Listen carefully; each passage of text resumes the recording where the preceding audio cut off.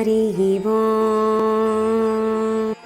గాదిసుతుడైన విశ్వామిత్రుల వారు కుమారస్వామి జనన వృత్తాంతంతో కూడిన గంగాగాథను వివరించిన తరువాత సగర చక్రవర్తి గురించి విశ్వామిత్రుల వారు రామలక్ష్మణులకు వివరిస్తున్నారు. పూర్వము సగరుడు అను మహారాజు అయోధ్యను పరిపాలిస్తూ ఉండేవారు. ఆ సగర చక్రవర్తి మహావీరుడు, ధర్మాత్ముడు. కాని ఆయనకు సంతానం లేక దిగులు చెందుతూ ఉండేవారు. సంతానం కోసం తన భార్యలైనటువంటి వైదర్భి సేభ్యతో కలిసి హిమవత్ పర్వతము చేరి అచట భృగు ప్రసవన గిరియందు తపమాచరించుచూ ఉండేవారు. సగరుడు ఒక 100 సంవత్సరముల పాటు భృగు మహర్షిని ఆరాధించుచు తపమునర్చారు. సగరుని తపస్సుకు మెచ్చి సత్యవంతులలో శ్రేష్ఠుడగు ఆ ముని సగరునికి ఒక వరమును ప్రసాదించారు. పుణ్యాత్ముడైన ఓ మహారాజా, నీకు పెక్కుమంది పుత్రులు జన్మిస్తారు. ఒక భార్య యందు వంశమునకు వన్ను తెచ్చునట్టి ఒక పుత్రుడు జన్మిస్తారు. మరి ఒక భార్య యందు 60,000 మంది పుత్రులు జన్మిస్తారు అని ఆ ముని తెలిపాను. కొంతకాలం తరువాత ముని చెప్పినట్టే సేపికి ఒక పుత్రుడు జన్మిస్తారు. ఆ బాలునికి అసమంజుడు అనే పేరు పెడతారు. ఈ అసమంజునికి పుట్టినవాడే అంశుమంతుడు. వైదర్భి గర్భం నందు సంతానం కలుగకపోగా ఒక గుండ్రని సొరకాయ పుడుతుంది. సొరకాయ తన గర్భం నుండి జన్మించినందుకు బాధపడి ఆ బాధతో సొరకాయను బయట పడేయమని చెప్పగా అంతలోనే అశరీరవాణి పలికి సొరకాయను బయట పడేయకుండా దాదులకు ఇచ్చి నేతికుండలో పెడితే అందులో నుంచి 60,000 మంది పుత్రులు పుడతారని అశరీరవాణి పలుకుతుంది. అశరీరవాణి చెప్పినట్టే నేతికుండలో పెడతారు. అందులో నుంచి 60,000 మంది పుత్రులు జన్మిస్తారు. వారందరూ సగరుని కుమారులు కనుక వారందరినీ సగరులు అనే పేరుతో పిలువబడతారు. ఈ సగర కుమారులు పుట్టకతో అనంతమైనటువంటి శక్తి సంపన్నులు కలిగిన వారై ఆకాశంలో సంచరిస్తూ దేవతలను భయపెడుతూ దైవ కార్యక్రమాలను భంగం కలిగిస్తూ ఉండేవారు. దేవతలు వారి బాధలను తట్టుకోలేక చతుర్ముఖ బ్రహ్మగారి దగ్గరికి వెళ్ళి వారి బాధను మొరపెట్టుకుంటారు. బ్రహ్మ వారి మొరను ఆలకించి ఇట్లా పలుకుతారు: ఓ దేవతలారా, మీరు నిర్భయంగా ఉండండి. ఈ 60,000 మంది అగ్నిలో దగ్నమైపోతారు. ఈ సగర కుమారులు అల్ప ఆయుర్ధారులు అని బ్రహ్మగారు పలుకగా దేవతలందరూ అక్కడి నుండి సంతోషంగా వెళ్ళిపోతారు. కొంతకాలము తరువాత సగర చక్రవర్తి అశ్వమేధ యాగం నిర్వహిస్తారు. అతని యజ్ఞాశ్వము దేశాటనకై విలువబడి అంశుమంతుడ అశ్వరక్షకుడుగా వెళ్తాడు. సంవత్సరకాలం సంపూర్ణంగా పూర్తి చేసుకొని అశ్వము రాజధానికి తిరిగి వస్తుంది. యజ్ఞ సన్నాహాలు పూర్తి అయ్యాయి. క్రతువు ఆరంభం మరుసటి రోజే రాక్షస శరీరంతో ఇంద్రుడు యజ్ఞాశ్వాన్ని అపహరిస్తారు. రక్షింపబడిన అశ్వము యజ్ఞకర్తకు అనర్థాన్ని కలిగిస్తుందని సగరుడు దీక్షాబద్ధుడు కనుక యజ్ఞాశ్వము తీసుకుని వచ్చుటకు తన 60,000 మంది పుత్రులను పంపుతారు. వారందరూ మహాసరంభముతో హుటాహుటి బయలుదేరి భూమిని తమ వజ్ర ముష్టములతో బద్దలు కొడుతూ వెళ్లసాగారు.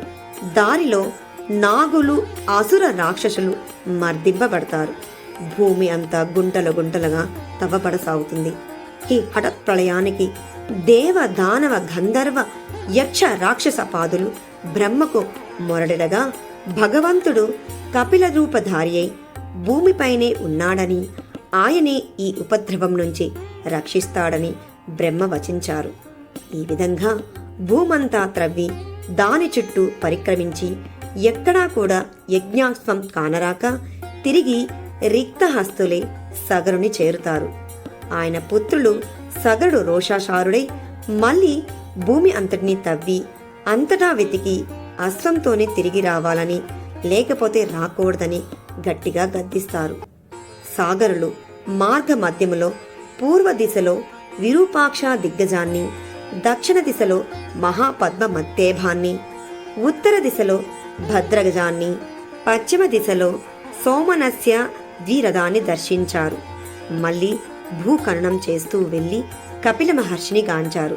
ఆ మహానుభావుడు అశ్వపహర్తగా గావించి ఆయనపైకి ఉరికారు. వారి దుర్వృత్తిని గమనించిన కపిలుడు హుంకారము గావించారు. సాగరులందరూ భస్మమయ్యారు. సగరుడు తన షష్ఠి సహస్రసుతుడు తిరిగి రానందున అశ్వమును తిరిగి తేవటానికి తన మనముడైన అంశుమంతునికి ఆజ్ఞాపిస్తారు. ఆయన ఖడ్గధారి అయి బయలుదేరి తమ పితృలు తవ్విన తోవలోనే పయనిస్తూ మార్గస్థుల మర్యాదలను స్వీకరిస్తూ దిగ్గజాలను దర్శించారు. వాటి ఆశీర్వాదంతో చివరిదాకా వెళ్ళి అక్కడ భస్మీభూతులైన పితృలను దర్శించి దుఃఖపరవశుడవుతారు.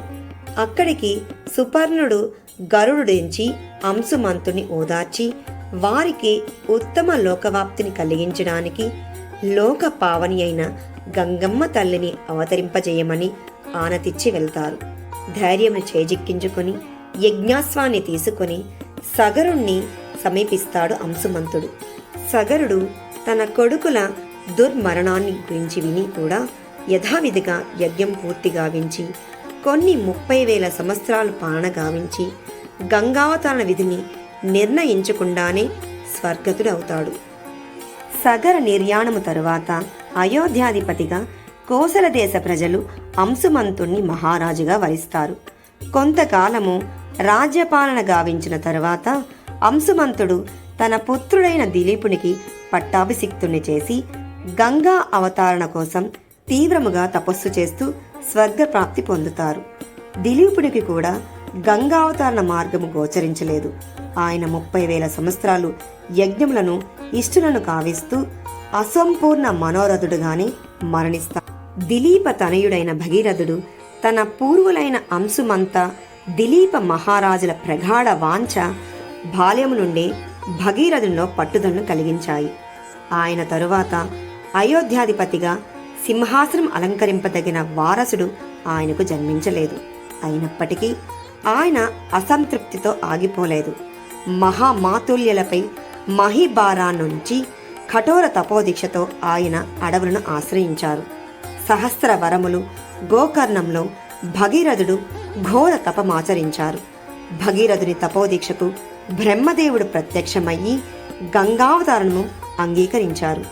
అయితే గంగార్భుటిని భరించుటకు పరమశివుణ్ణి ప్రసన్నం చేసుకోమని బ్రహ్మ ఆదేశించారు. స్వయంగా క్షమాశీలి అయిన స్వరంభర అయిన భూమి కూడా త్రిపదగా వేగాన్ని భరింపజాలదని తెలిపారు. అంగుష్ట మాత్రస్థుడై భగీరథుడు మరొక్క సంవత్సరం తీవ్ర తపమాచరించారు. భక్తవశంకరుడైన శంకరుడు సంప్రీతుడై గంగాధారణకు తన సంసిద్ధతను తెలిపారు. ఆకాశము నుండి మహావేగంతో గంగాదేవి కిందకి ఒక్కసారి దుముకి క్రింద నిలిచి ఉన్న మహాదేవుణ్ణి మహిధరాన్ని భూతలంతో పాటు పాతాళానికి కొట్టుకుపోతానని అహంకరించి హుంకరించింది. రుద్రుడు గంగాదేవి ఉద్ధతిని గాంచి తన జటామండల గహర్వంతో మహావేగవతి అయిన స్వరగంగను బంధించి భగీరథుడు హతాసుతుడై తిరిగి పరమేశ్వరుని ప్రసన్నం చేసుకున్నారు. ఒక్కొక్క గంగ బిందువును శివుడు క్రిందికి వదిలారు. ఆ బిందువు హిమాచలముపై పడి బిందు సరోవరమైంది. అక్కడి నుండి 7 పాయలై హలాదిని, పావని, నలిని అని 3 నదులుగా తూర్పు వైపు ప్రవహించింది. సుచక్షువు, సీత, సింధు నదముల రూపముతో సుచక్షువు, సీత, సింధు నదుల రూపముతో పడమటి వైపు ప్రవహించింది. 7వ పాయగా భగీరథుని వెంట సాగింది. గగనము నుండి గంగ భూమిపైకి దిగివచ్చే ఆ గంగమ్మ తల్లిని దేవ, దానవ, యక్ష, మహర్షి సంగములు మహాభక్తితో సేవింపసాగాయి. వారు ఆ పవిత్ర జలాల్లో స్నానపానాదులు చేశారు. భగీరథుని అనుసరిస్తూ గంగమ్మ తల్లి తన కుమారుని లీలగా అనుసరించి మాతృమూర్తి వలె ముందుకు అనుగమించసాగింది. మార్గ మధ్యములో జహ్ను మహర్షి తన ఆశ్రమంలో ప్రశాంతంగా తపస్సు చేసుకుంటున్నారు. ఆయనను ఆశ్రమాన్ని చూడగానే గంగా గమనములో మళ్ళీ మహోద్ధృతి ప్రవేశించింది. మహర్షి యజ్ఞవాటికను, ఆశ్రమంను, పరిసర ప్రాంతమంతా ప్రవాహమయ్యింది. జహ్ను మహర్షి కన్నులు తెరిచారు. ఆ నదీ వేగాన్ని గమనించారు. ప్రశాంతంగా గంగా జలాన్నంతటినీ పానం చేశారు. భగీరథునికి తన వెనువెనుక సుడులు తిరుగుతూ ప్రవహించే గంగానది యొక్క సవ్వడి వినిపించలేదు. ఆశ్చర్యంతో వెనుదిరిగి చూశారు. అతనికంతా అయోమయము కలిగింది. ప్రవహిస్తూ వచ్చే పావన గంగానదికి బదులు ప్రశాంత తపోనిష్ట గరిష్ఠుడైన జహ్ను మహాముని దర్శనమిచ్చారు. ఆయన ఆ మహామతిని మనసారా ప్రార్థించారు. కరుణామయుడైన ఆ మహానుభావుడు తన దక్షిణ కర్ణం నుండి గంగా ప్రవాహాన్ని వినిర్గతం చేశారు. జప తపోనిష్ట గరిష్ఠుడైన జాహ్ను మహాముని మహాప్రభావానికి గంగమ్మ తల్లి లొంగి వినయంతో తనయ భావాన్ని వహించింది.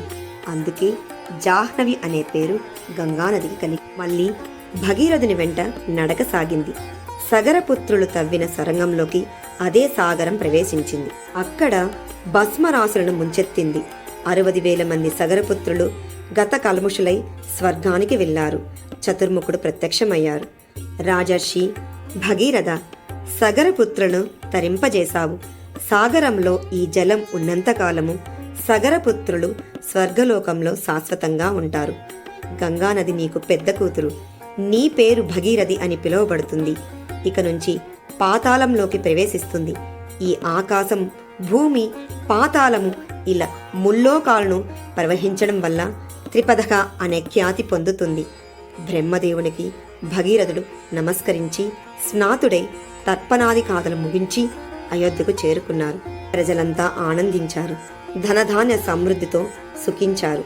రామా, ఇది గంగావతరణ కథ. నీవు కోరినట్టే తెలియజేశాను. సమయం దాటిపోతుంది అంటూ విశ్వామిత్రుల వారు లేచారు.